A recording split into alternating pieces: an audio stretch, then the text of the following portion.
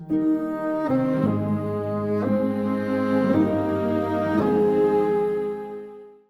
surprisingly, the amount of attention being paid to the U.S. election has always been high. Since World War II, when the U.S. really obtained its status as a global superpower, both economically and militarily, and even in the post-Cold War era, when the U.S. would be considered to kind of be a sole superpower, the decisions made in Washington, D.C.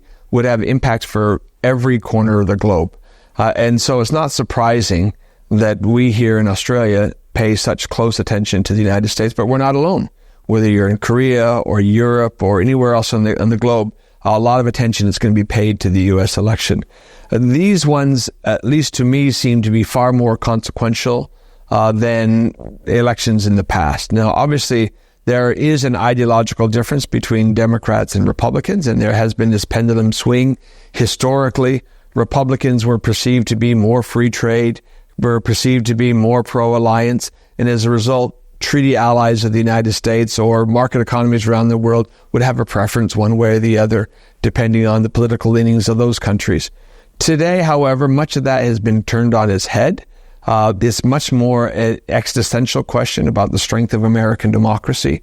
And so there is intense international focus on the U.S. election.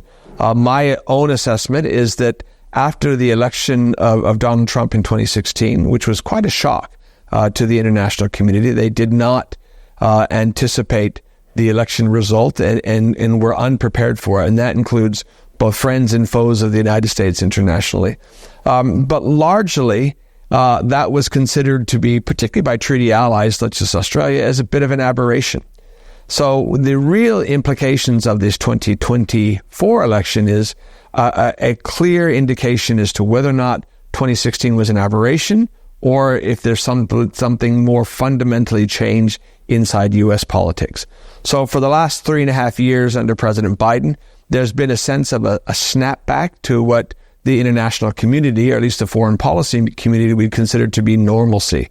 Normal treatment of treaty allies, normal focus on the international community, the international systems, those norms.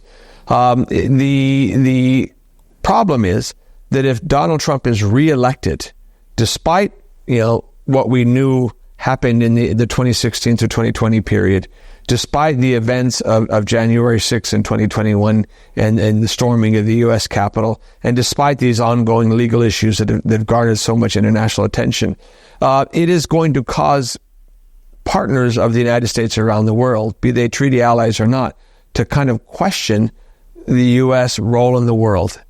So again, this whole notion of make America great again or America first is not a new notion. Every nation in the world tries to make their nation good.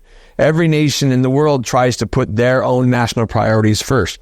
It's generally not articulated as a foreign policy priority, and it doesn't generally throw into question kind of the American leadership in the world, America's role as kind of the leader of the free world, the both establisher and enforcer of what Australians like to call the rules-based order. So my view is that this election is being watched closely for a good reason, because depending on the outcome, you're going to see a fundamental reorientation of international politics. Those nations that were engaged in what we would call hedging behavior in 2016 to 2020, just kind of waiting to see what happened in the United States, will be faced with a very different situation, and that's without even going into the professed agenda of the Trump administration were he to win in 2024.